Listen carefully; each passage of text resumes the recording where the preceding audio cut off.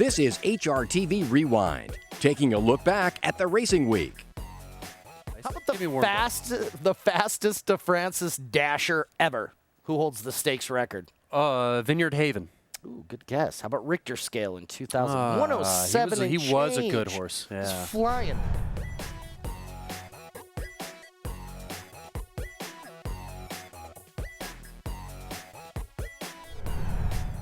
Ready for the Frank J. DeFrancis Memorial Dash. And they're off. Talent Search like a shot quickly opens up 2 or 3 lengths in the blink of an eye. And leading the way is I'm the Tiger, roars past the 8-pole. And it's another Michael Dickinson miracle! Awevo wins! Awevo from last of this. Minus eyes trying to nab on the line. Wildcat Air, minus eyes, Wildcat Air, Wildcat Air!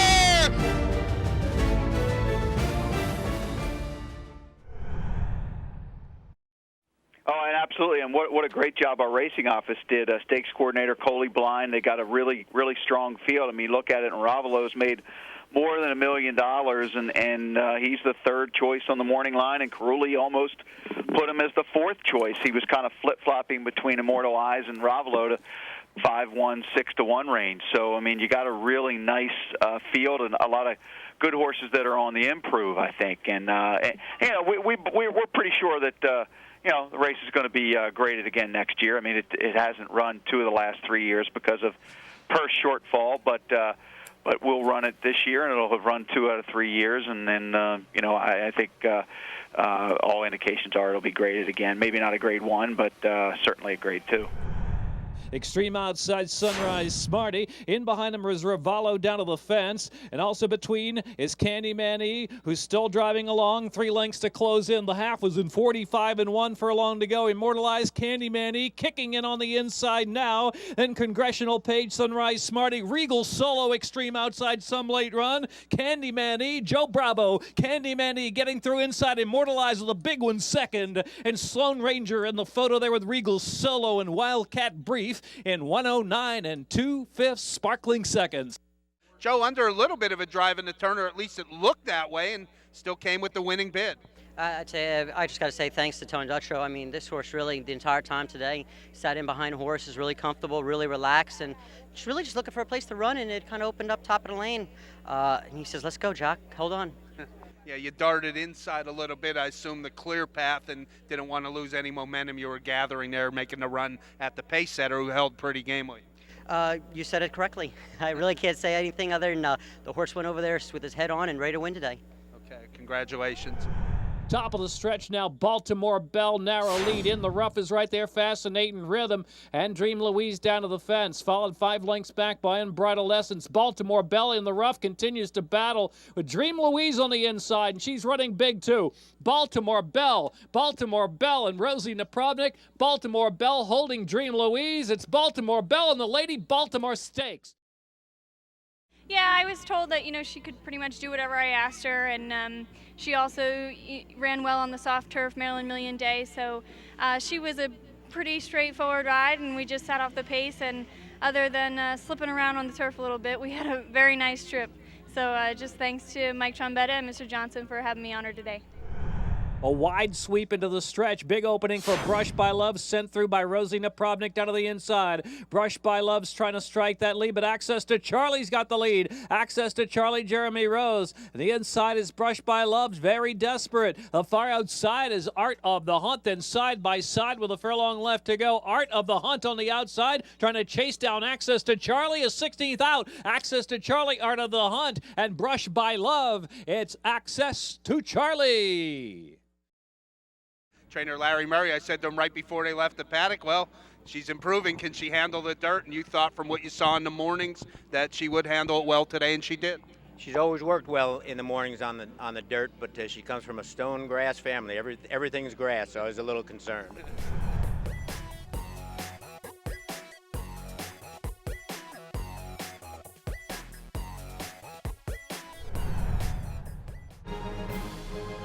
And as they come to the 8th pole, Silver Bullet Day strikes the lead. on the outside. Excellent leading. Is now driving up to be second. And Baffert 1-2 in the juvenile fillies. At the 16th pole, it is Silver Bullet Day. Excellent meeting. The final surge as they come to line. Here's the wire. The filly champion is Silver Bullet Day. I think the really good racehorses are intelligent. I think they have a sense beyond what other horses have. It may be as much in their head as it is in their heart. She's really a strong-willed mare. She's also a few years older. She's a 1996 foal and been here for longer and had more foals, and you can kind of see that she's kind of mellowing, you know. She's much more headstrong and quick to maybe get excited when she first arrived, but now she knows the routine. She likes it here. She's happy. Here's the wire. The filly champion is Silver Bullet Day. It's 5:30 and we're approaching the Urton barn. Me and Mac, he's very eager to go somewhere. Here we are. Hi! You getting ready to go out? Yes. Where's your goat? Right here. Meet Pickles. Meet Frankie. Meet Mac. What do you think? Hi, Frankie.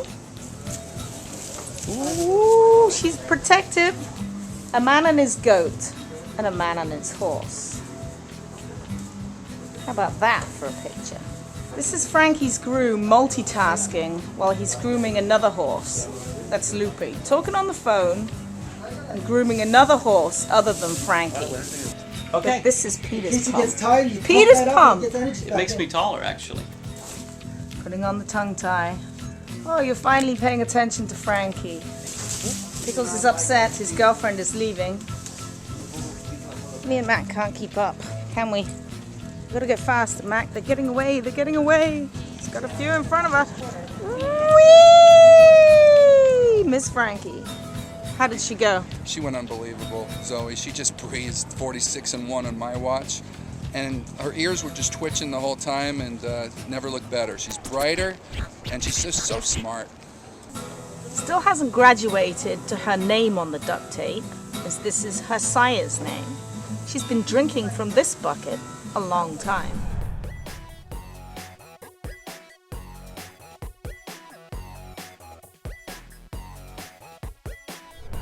It really means something for the California owners and breeders, and that is Cal Cup. How special is it for you to be a part of Cal Cup every year?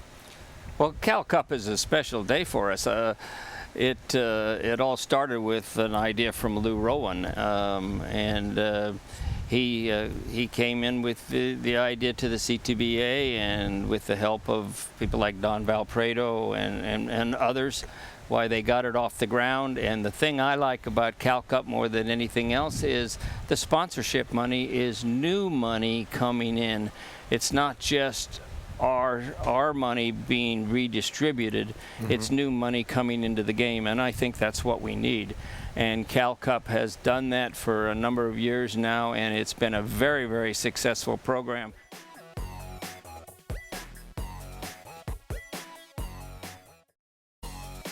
You're watching HRTV Rewind. Couple of questions for you. Celebrating New York breds. Okay. On Saturday, who's the most famous New York bred in your opinion? Oh, funny side. Easy. Yeah, it's got to be, right? Easy. Hey, Yeah. I'll put the meatball pitch out there on the Right. tee for you. That's nice.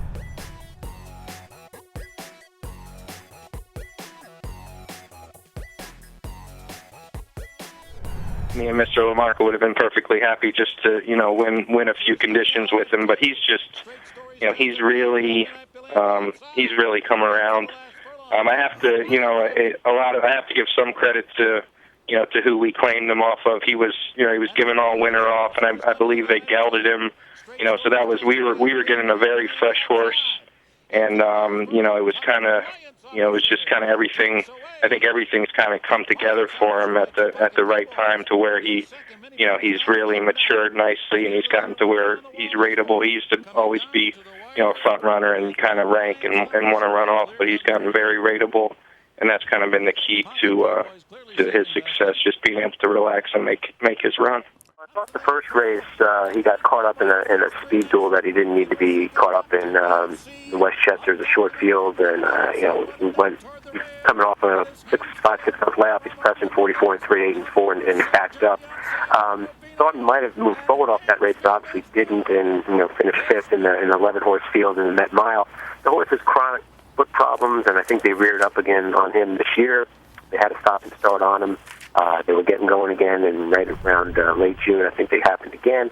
And but since I think middle of July or end of July, early August, he's been on a regular work pattern, and I think they feel that they haven't been enough. Farther back, it's Opus A in fifth as they come under the wire. Risky Rachel finishing first by 2.5 lengths. But they're coming down to the finish. It is Night Maneuver down on the rail, Jaw Crusher, and Night Maneuver is the winner. General Maximus keeps on plugging away at him. And here comes General Maximus to get it in the final stride. Andonadella has faded back to third. It is Bellacourt and Wildcat Smile coming down to the finish here, and it is Bellacourt to win it. Bellacourt by a half length.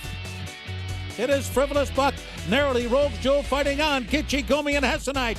It's now Hessenite and Kichigumi. It's down to those two, down to the wire, and it's going to be Hessenite. It's Hainsfield in front. Green Monster is running a remarkable race here today. Can he catch Hainsfield? It's Hainsfield to win. It's Compliance Officer in front and pulling away impressively here. Left behind is Lubash and Adirondack Summer, and the beat goes on for Compliance Officer. Another big win. The New York program really is advancing tremendously in the amount of money they're going to be able to give away through the VLTs that are opening next week. So Adina saw this coming, and they, we made an arrangement last year. Actually, this is the second year we're standing Touch Gold, Alphabet Soup, Tiago, Silent Name, Harlem Rocker. So they're, they've got a real strong contingent of stallions that have come in, and since then, Vinery has come into New York, Spendthrift has come into New York, so it's really nice that Adina's got the jump on it and really got established last year.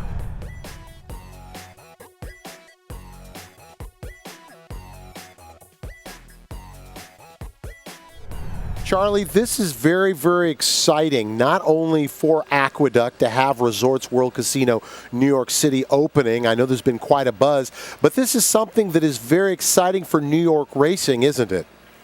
Yeah, it's a significant deal, and it's it's actually we're just about on the 10th anniversary of the legislation that was passed in 2001. There are 8 harness tracks in Finger Lakes, the other thoroughbred track in the state, that have gotten their VLTs up and operating. And, we're just thrilled that they're going to be starting in next Friday at 11 o'clock.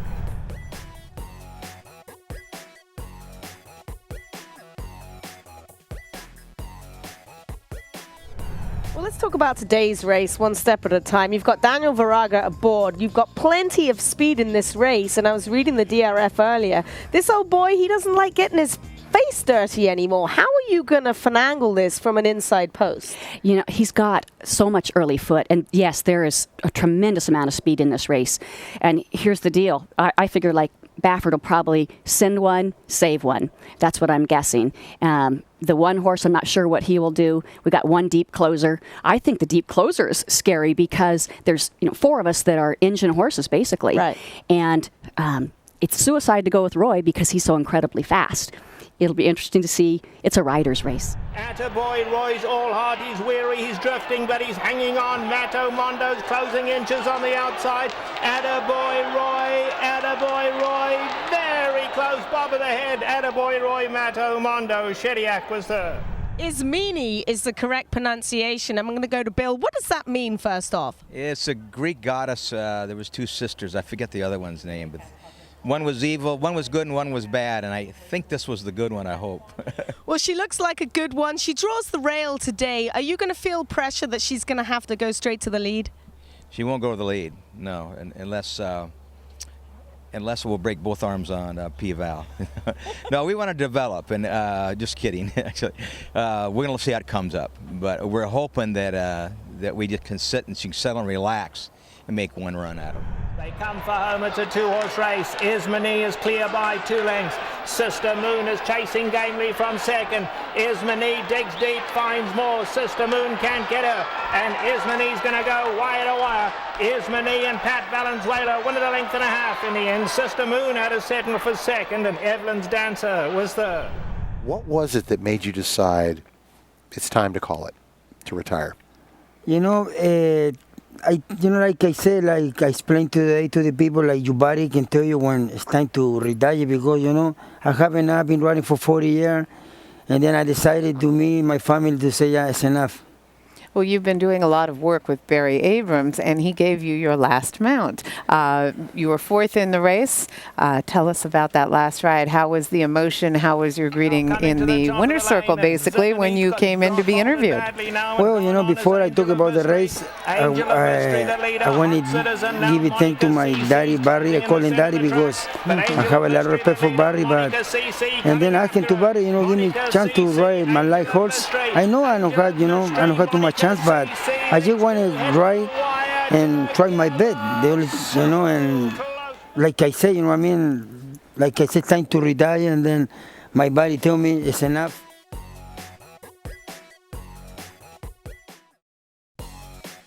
You're watching HRTV Rewind.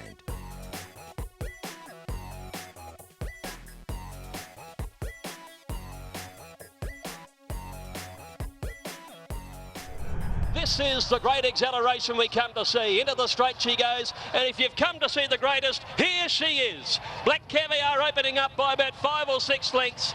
15 straight, she just keeps trotting them out, and she probably hasn't had many easier than that. Black Caviar won it by about 5 on the line. At the 8th pole, starboard lights being grabbed by Shootakarawudja. From the rear comes Sourdough Sam as a 2-year-old rivalry is renewed, and Sourdough Sam blasts past Shootakarawudja to win. I gotta say thanks God for this opportunity, and thanks to everybody. I got a good horse. I know it's gonna be a little fast trick, but I know I got a good horse, so I don't panic, and the horse do his things in the stretch. David Lopez, let's give him a hand for his 1,000th victory as he wins this stake race today.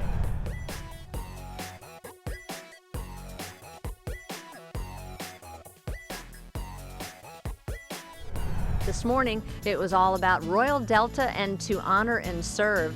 And Royal Delta was the first to go. I think what was maybe unique about this a little bit is that he did send both of them out under the lights. Well, they both will be running under the lights. The Ladies Classic, of course, for Royal Delta will be run Friday night under the lights, and then the Classic for To Honor and Serve also being run under the lights. But to Royal Delta, a really good workout for her. To me, what was most impressive about this was the way she came home. She absolutely flew home without Rudolph, her exercise rider, even asking her at all to finish up. She looks like she loves this racetrack, and of course her pedigree suggests that she will as well. So Royal Delta training very well for the Ladies Classic.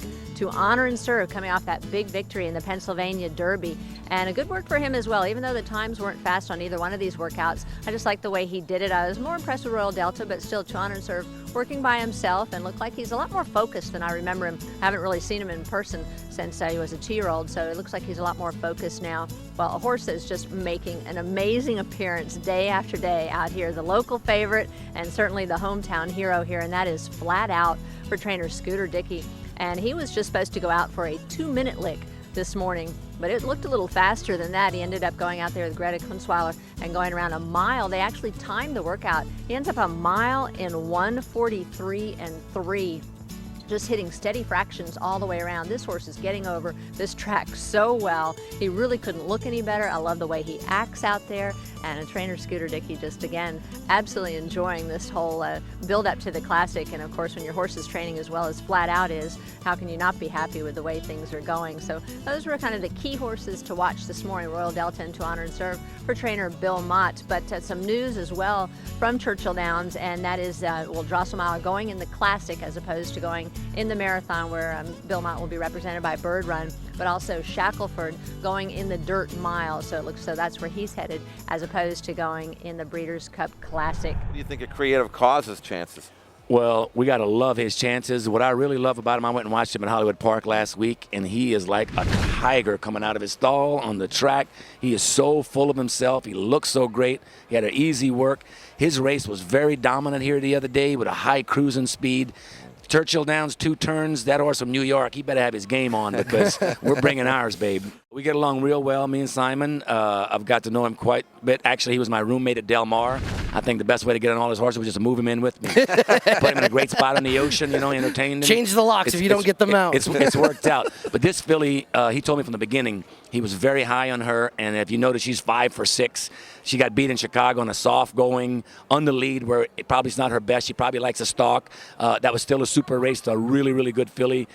It's a mile and 3/8 now. That's a little bit of a concern, but she could also show us that it's not. She wouldn't surprise me if she would jump up and win. He was winless this year, had not won a stake all year long. I know your trainer was somewhat frustrated with him. What was the key difference in this race, and how excited were you to finally win one with one of your favorite horses? Well, Pender had him dead ready for the Pacific Classic to get a 1.25 miles, and it just didn't work out for us that day. If you watch a rerun of the race, you can probably figure it out. But he did a good job of getting him ready for this race too, and he ran big, 132 and change. That is that's a nice time.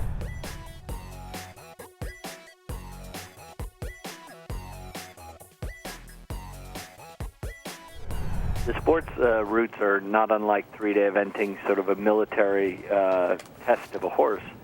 And so you start with the first day of dressage, and then you go on to the exciting second day of the cross-country of the marathon. And then the last day is a cones driving test. It asks certainly lots of versatility of the horses. The interesting thing with driving is the combinations of horses can move around in the team during those different days, and then you'll see some people have a specialist horse they'll bring in for the cross-country because you can start in the show with not 4 but 5 horses. You have a spare, so often the top people will have one horse that they drive only in the cross-country that sort of helps lead the group, if you may. I'm absolutely happy with her. I've had her since conception. I picked out her Jack. I picked out the mare. I mean, I just so amazing to have it all come together. I just love it when a plan comes together. Well, I want to talk about the plan from the beginning. How did you wind up working with mules? You started out riding quarter horses. How does that graduate onto mules? Well, I was actually training quarter horses, and I was doing someone a favor. He said, I want to give my brother a mule for his birthday, and I thought, oh, well, that's kind of mean. So I just kind of said, okay, and I was actually loping her cutters for her at the time, and so she pulled up one day with 3 mules in the trailer, and I was just like, oh, I guess she was serious. That's all for Rewind this week. Here's a look at what's coming up next week on HRTV.